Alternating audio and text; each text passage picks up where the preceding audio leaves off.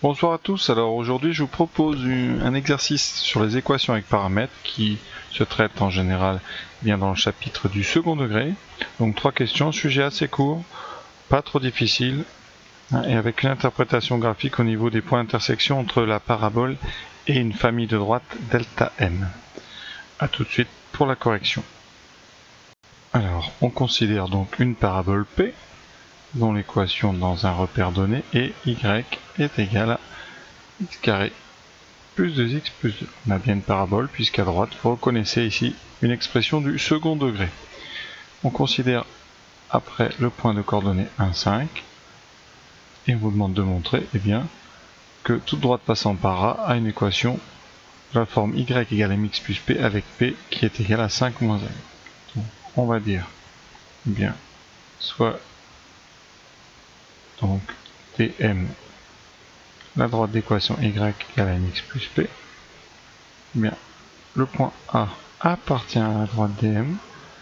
Ça signifie que vous pouvez remplacer dans l'équation de dm x et y par l'abscisse et l'ordonnée de A, ça donnera avec les lettres, ça équivaut à YA égale MXA plus P. Et ensuite on remplace par la valeur de XA et la valeur de YA qui sont respectivement 1 et 5. On obtient 5 est égal à M multiplié par 1 plus P. Et ça veut dire que 5 égale M plus P. Et donc 5 moins M égale P. Qu'on réécrit évidemment P égale 5 moins M.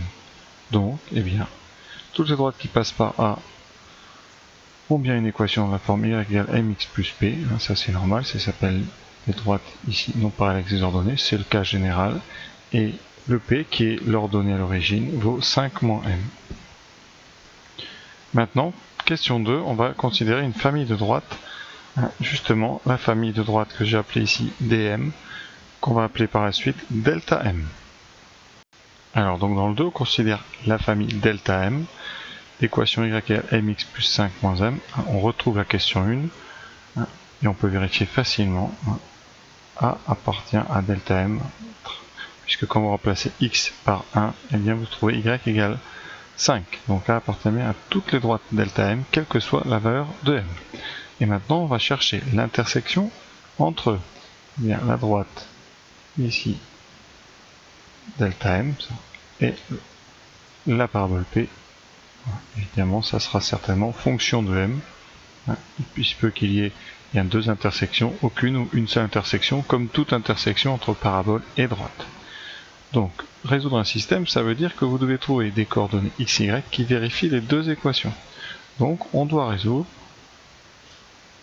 le système suivant. Le système composé tout simplement des deux équations des courbes qui vous intéressent. Première équation, la courbe de la parabole. Deuxième équation, celle de la famille de droite delta m, c'est-à-dire mx plus 5 moins m. Voilà. Ça équivaut donc à y égale mx plus 5 moins m. Et on va tout simplement substituer ce y dans la première équation. Ça nous donne mx plus 5 moins m, c'est-à-dire ce y. Faites une substitution, je vais indiquer plus clairement. Et voilà. Donc vous prenez ceci. Ensuite, vous le remplacez ici. D'accord, ce qui fait que ce y se transforme en mx plus 5 moins m. Et ça sera égal à ce qu'on avait dans le membre de droite, x2 plus 2x plus 2. Et donc on va regarder ce qui se passe dans la première équation. On a toujours mx plus 5 moins m. Et on va, donc ici, on va tout envoyer à droite pour avoir directement le x2. Donc à gauche, on va laisser 0 et on envoie tout par soustraction évidemment. X carré, ensuite les x. Alors, combien a-t-on de x? On avait 2 qui étaient déjà là. Et vous allez en apporter par soustraction moins m. Ensuite les constantes. Vous aviez 2, vous allez apporter moins 5, ça donnera moins 3. Et vous avez un moins m ici qu'on va ajouter des deux côtés, ça sera, on ajoute plus m. Voilà, bilan. Bien, pour résoudre notre système, pour trouver l'intersection de P et de D, donc P inter delta M, on doit résoudre, évidemment, eh bien, x carré plus, alors 2 moins mx, on remet dans l'ordre, moins 3 plus m est égal à 0. Donc voilà la question 2. Et dans la question 3, eh bien, on va étudier un petit peu eh bien, cette équation. Alors, on nous demande de déterminer m pour que la droite delta m coupe uniquement en un point la parabole P. C'est-à-dire que l'intersection entre la droite delta m et P est réduite à un point, est un point.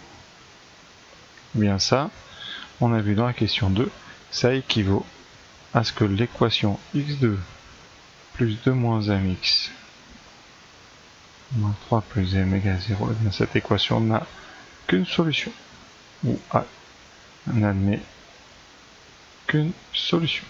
Ou alors vous pouvez dire qu'elle a une solution unique. Voilà. Et c'est une équation du second degré. Alors, on rappelle, c'est un trinôme en x. Donc on sait qu'un trinôme n'admet qu'une racine, ou l'équation de second degré n'admet qu'une solution, si et seulement si, eh bien son discriminant est nul. C'est-à-dire qu'on va calculer le discriminant ici. Donc il faut tout simplement, donc, discriminant les coefficients, c'est a égale 1, b égale 2 moins m, et c égale moins 3 plus m. Pardon, j'ai mis un plus, moins 3 plus m.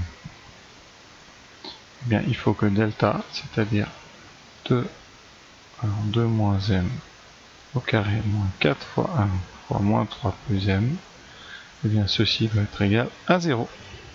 Vous n'aurez qu'une unique solution à votre équation du second degré en x. On va développer. Ça nous donne donc alors 4 moins double produit 4m plus m carré moins, ici on va développer, moins 4 fois moins 3 plus 12 moins 4m moins 4m égale 0. Ça équivaut donc m carré moins 8m plus 16 égale 0. Là, de façon, on va essayer. C'est un trinôme, je précise, c'est un trinôme en m cette fois-ci. C'est pour ça que c'est un peu compliqué. On était parti d'un trinôme en x, maintenant on va devoir trouver les solutions d'une équation du second degré, mais en m. Alors, soit vous faites un discriminant, soit vous voyez que c'est une forme qu'on connaît. Ça, c'est le développement, tout simplement, de m-4 au carré. Pour ceux qui n'en sont pas convaincus, eh bien, je vais le faire tranquillement. L-8m plus 16. Eh bien, on fait le discriminant avec a égale 1, b égale moins 8 et c égale 16. b carré, moins 8 au carré, 64, moins a. 4 fois 1 fois 16, 4 fois 16, ce qui fait 64 moins 64, ça donne 0. Donc il y a une solution double, m0, qui est moins b sur 2a. Donc 8 sur 2, c'est-à-dire 4. On retrouve justement ici ce qu'on va trouver juste après. Un carré est nul, ça veut dire que ce qu'il y a dans le carré vaut 0. Et donc m est égal à 4. Donc m, pour que delta m ait un point commun, exactement un point commun avec p, il suffit que m soit égal à 4. Et alors on va donner l'équation de la droite qui correspond, c'est-à-dire delta 4. Voilà, delta m, donc je fais le bilan, a exactement un point commun avec p, ça équivaut à m égale 4. Et dans ce cas-là, delta 4, alors 2 points, pour équation y égale, donc je récupère ça ici, mx, donc 4x plus 5 moins 4, c'est-à-dire l'équation de delta 4, c'est y égale 4x plus 1. Donc voilà pour les questions. Avant, je vous propose une petite visualisation avec GeoGebra pour éclairer un peu tout ça. Donc voilà GeoGebra, alors je vais aller Je rentre d'abord l'équation de notre parabole, donc x carré plus 2x plus 2, voilà notre parabole. Voilà. Ensuite, je vais créer un curseur pour la lettre M. Le curseur, je l'appelle M, et je fais varier pour avoir un petit peu de marge entre moins 10 et 10. Voilà. Ça veut dire que quand je vais bouger ce curseur, ça bougera la valeur de M. Et ça, maintenant, je vais pouvoir créer ma famille de droite delta M. Delta M, qui est donc, je vous rappelle, un Mx. M multiplié par X. Elle se trace progressivement. Plus 5 moins M. Voilà. Donc là, vous trouvez delta pour M égale 1. Alors, on va mettre un petit peu de couleur sur notre parabole pour que vous la voyez un petit peu mieux. Couleur en rouge, petit un petit peu trop. Voilà. Et je vais recadrer tout ça. Voilà. Vous avez votre parabole P et notre droite ici delta 1. On va faire bouger delta 1. Pour l'instant, vous avez deux points d'intersection. Vous voyez, si je fais des valeurs plus petites, eh bien, on a toujours deux points d'intersection. Vous voyez bien d'ailleurs sur le schéma qu'elles passent toutes par un point qui est ici, qui était le point du texte, le point de coordonnées 1, 5, donc on retrouve vraiment tout. Et quand je fais varier M, vous voyez, eh bien, on a plus ou moins, là on a deux solutions à chaque fois tout le temps. Et donc on va essayer de trouver quand est-ce qu'on n'a qu'une solution, et on s'en approche. Ça va certainement être une histoire de tangente ici. Ça on pourra en reparler plus tard dans un autre chapitre, le chapitre des dérivés. Et vous voyez, quand je augmente M ici, j'ai une position ici, limite, on peut la trouver, vous n'avez qu'une solution. Si vous dépassez un peu, il y a de nouveau deux solutions, on les voit pas très bien, mais ça a l'air d'être à peu près, alors A a bougé, je sais pas pourquoi, mais voilà. Ici donc c'est pour M égale 3,9, on avait trouvé 4, donc ça doit être un tout petit peu plus que voilà. C'est ici que vous n'avez qu'une seule solution. Alors vous pouvez faire un zoom si vous voulez, zoom c'est pas ça, je vais pas faire de zoom. Vous voyez, on n'a bien qu'une solution, alors après c'est pas très précis, et nous verrons ça plus tard. Donc voilà comment on peut visualiser ce genre d'exercice en créant un curseur pour le paramètre. Et comme ça, vous pouvez tout voir en faisant bouger le paramètre. Vous pouvez comme ça répondre aux questions de façon imprécise, mais ça donne une idée très claire de la situation.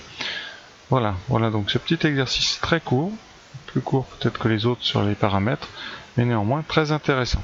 A très bientôt. Au revoir.